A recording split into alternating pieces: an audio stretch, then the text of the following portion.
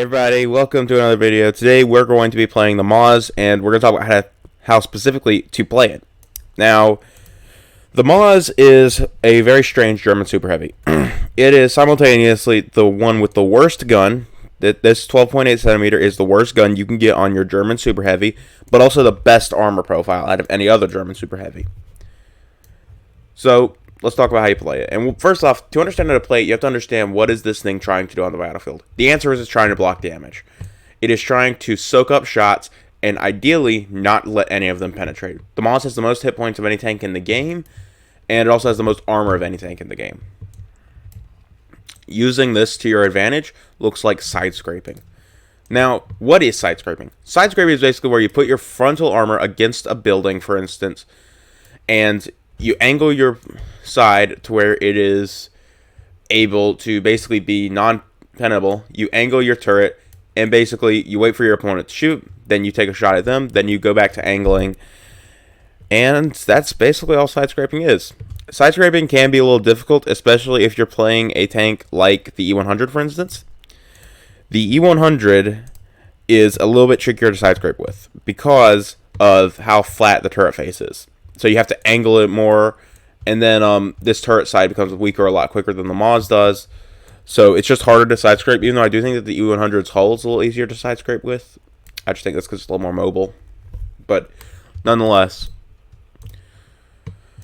the MAUS is the best at side scraping of all the German tanks that you can get in the tech tree.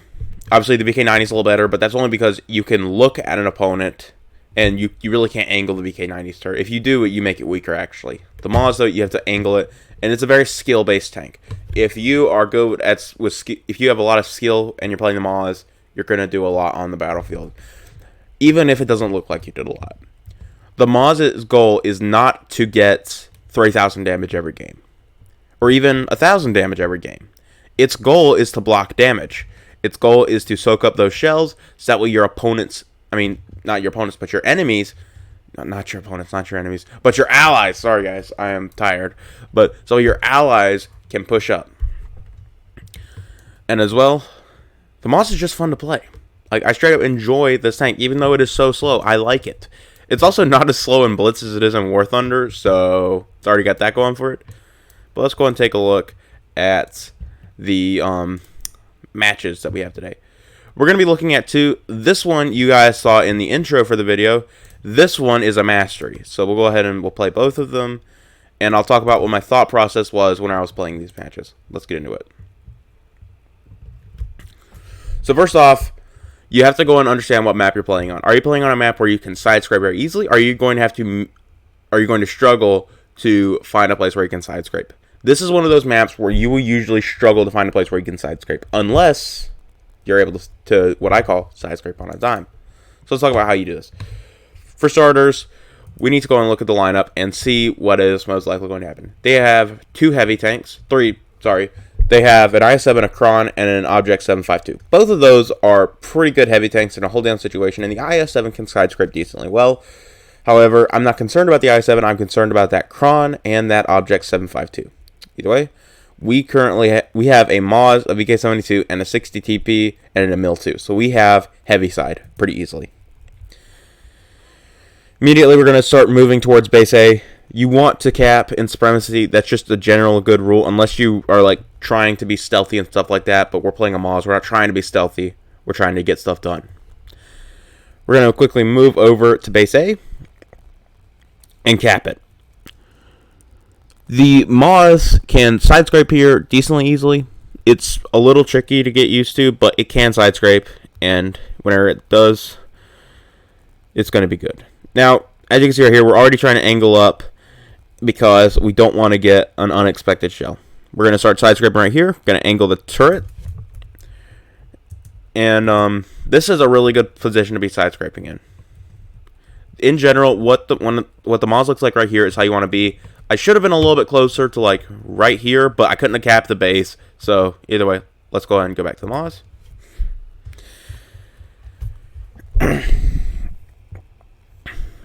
Now, we're kind of just waiting to see where the enemies really are. Did they push medium side, or did they go heavy side, or did they split up their team? Now, we are going to try to push into the ditch And by the way, you can side scrape right here pretty easily. You can side scrape right there. And any tank shooting at you from right here is going to struggle to pen you. As you can see, imagine if the MAUS was right there. That'd be pretty hard to penetrate. The only problem, though, with a lot of side scraping angles like this is that if someone flanks you right here, you're basically done for. Because, you know, you're a MAUS. Either way, we keep pushing in. And we're going to push out of the ditch as well. Now, remember that even though the MAUS has 8 degrees of gun depression, you can't really play hull down because of those cheeks. It's very, very easy to pen. So, now we see a few enemies over there. And we're just going to go ahead and start angling up to them. I'm not sure if I can get a shot into that E75. If I can, I want to. But I can't. So we're going to quickly push into base B. And then we're going to angle up a little bit. If I'm not mistaken, I did get shot here. Either way, trying to figure out what I want to do here. And remember, just because you're a heavy tank and you're a very slow heavy tank doesn't mean you can't pull off minor flanks. Sure, you can't do a round the map flank, but we can flank this IS-7, and that's exactly what we're going to do. We aim for this E75. He pens us. We don't pen him because the MAUS's accuracy is not that great. It's going to be buffed in the next update, but I don't think that's going to save it. Either way, we push down here, and we go ahead and see if we can HE the back of that Object 752. In my opinion, the 752 is a little bit more of a threat just because, you know, he's got a lot more damage per clip, whereas the IS-7, I know how to deal with it. We're just going to go ahead and face hook a little bit. Then we're going to back up, do that. And we're going to try not to let it pen us. Now, after that, we're not going to worry about this 752. The ML2's got him in the bag. I do try to get a shot off, but I whiffed it pretty hard. As you can see, we only hit his gun. And then we're going to push up on that E75. As we're pushing up on the E75, do be wary to go ahead and make sure that your turret is angled. Because your turret is where a lot of people will try to shoot you with heat, because it is a much easier pen than the hull. Even though you do have that lower plate, it's pretty hard to hit. And as you can see, we bounced in E3. Bouncing is pretty easy in the MAUS, provided that you are angling right the whole time. Even though people will sometimes just straight up not shoot at you. We can side scrape on a dime right here, and that's exactly what we're going to do. The hull is angled. The Sheridan and the E75 are not going to pen it. That Centurion's going to get a few rounds into us. We don't care. Either way, that Sheridan is going to flank. And just remember that you can always use your hull and go out of an angled position for a second to kill a big threat. That Sheridan could have removed 560 hit points from my tank. Right? I'd be sitting on 1,300 right now, and that is not exactly a low hit point. MAUS can still work, but you want your hit points. You may need them. We're angling up to E75 and the T110E3. They're the bigger threats. That Centurion's not that big of a threat. The T110E3 is clearly not that bright of a player. He shot my upper front plate with standard. Another thing is just this. Don't be scared to stop angling for a second to take a shot. Just don't do it for too long. If you can't get off that shot in 3 seconds, don't take the shot. We're looking at that Centurion right now because the E3 really can't hurt us. We get a shot into the Centurion, and we're angled back up against the E3, trying to see if we can bait a shot from him. He doesn't seem interested. And we're going to win out supremacy points here. But unfortunately, we don't get to get that E3. That's sad. But we did 3.1 thousand damage and blocked 2,800 damage. Not bad, not bad. Another thing is just this. Even though we probably could have done more damage, it doesn't really matter. We did our job. We blocked hit points. That's what we're trying to do in the MAUS, is we're trying to block damage. We made some points. We made some creds. That's fine. You're not playing the MAUS to make creds. You're playing the MAUS to have fun, if you can in this game. Then we'll look at the mastery game. This game was a little bit more of traditional MAUS gameplay, so some of you may think that this is more fun. Some of you may think this is less fun than being a little bit more of a mobile bunker. Let's go ahead and get into this. And by the way, I need to go ahead and stress one thing. Most of the MAUS's equipment doesn't really matter. What does matter is, number one, picking hit points over armor. Your armor is already most effective in the game. I would not worry about trying to make that armor any stronger. A Hori is going to butter through you whether you've got this armor or the other armor.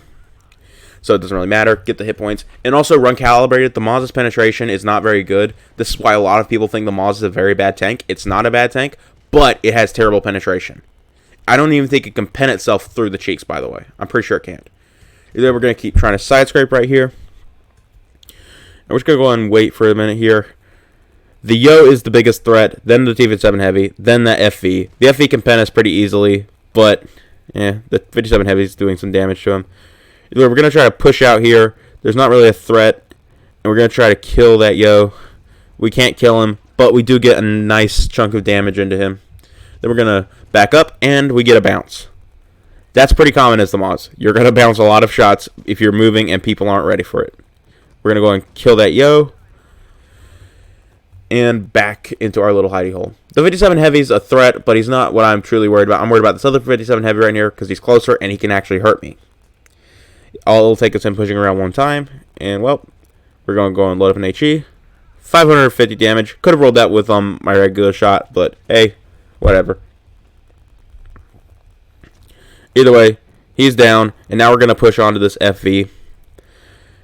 I probably should have pushed on to that 57 Heavy, but hey, it worked out fine either way. And we're just going to go ahead and come over here. And HE. Boom. 621 damage. I didn't even realize. I thought he was running Spaliner. He's not. Either way, the FV is struggling to pen us. That 57 Heavy, on the other hand, is not. So we're going to go ahead and quickly kill the FV. Then we're going to start moving around. Unfortunately, my engine got damaged.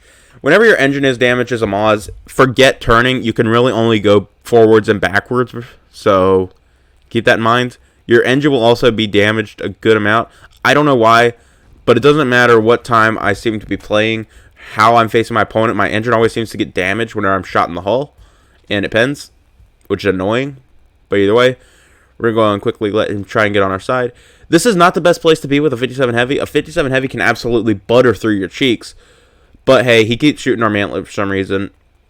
Or I'm not even sure. Did he shoot? I don't remember. This match, I did this match yesterday. Either way, bye-bye 57 Heavy. And unfortunately, this is the end of our game because that FE is going to absolutely destroy us. But hey. And you can see how slow the MAUS is with a damaged engine. Just look at how slow it is. Fortunately, can't do anything about it. We get shot, I believe, through the upper plate. Did he pass through the upper plate? Or did he go through the lower plate? Are my shell hit markers even on? I really don't know. Either way, let's watch this grill crush this FE. Boom. Either way, guys, I hope that helped you if you're trying to learn to play the MAUS. Or if you're thinking about grinding it. The MAUS is getting a buff in the next update, so it is definitely worth it to grind. The line for the MAUS is not bad either. I do want to go and take a look at the line because, in my opinion, it's a pretty good one. With the worst one being the Tier 9. We have the Mojin, or the Mojin. I can't remember how you're supposed to pronounce it. This is basically a Tier 9 MAUS with a cupola. It's decently effective, in my opinion. I don't remember ever really struggling with it. The VK100 is a great tank. Straight up, you're going to like this tank if you don't mind it being so slow. It does have only 1,300 damage per minute, though, so be aware of that. Then you have the Tiger P. The Tiger P is... It's completely up to preference whether you prefer this over the regular Tiger. I personally like this one a little bit more. That's because it's got better frontal armor. And then the Tier 6, the VK30P. This is a fun vehicle. You'll like it in Tier 6. And that's pretty much it for the line. You may be wondering, how does the MAUS compare to the E100 or the VK72? In my opinion, you should go for the MAUS. The MAUS is the better out of these. It's a little bit more new-friendly. The E100, a lot of people grind it because they see the Tiger and the Tiger 2, and they just keep continuing up to the E100. The E100 does not play like the rest of its line, unlike the MAUS. The MAUS plays basically like all of the tanks in its line, especially the Tier 8 and the Tier 9. The E100 doesn't really. The E75 is basically just a more fun Tiger. It's a Tiger 2 with a 128. So it doesn't play like the E100 really. That's just it. And then as for the VK72, the VK72 used to be absolute trash. It's pretty good now, but you can't side scrape with it. You have to learn how to play it. It's a little less intuitive. Although it is good, it is pretty hard to play. I would say, from what I've seen, it's harder to play the MAUS. I personally do not own the tank, though, so I can't speak to that. And also, you have really bad DPM, even worse than the MAUS. Though you do have a 15-centimeter gun, so some people may like that.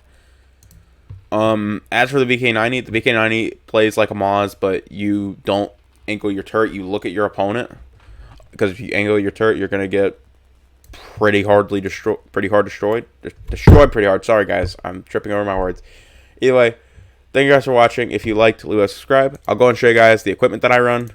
Pretty simply, improved optics, improved control, defense system, improved assembly, that gives you more hit points, calibrated, enhanced gun laying drive, and refined gun. Some people may want to try to get the aiming time down as quickly as possible. I think it's better to go with refined gun and get that dispersion down.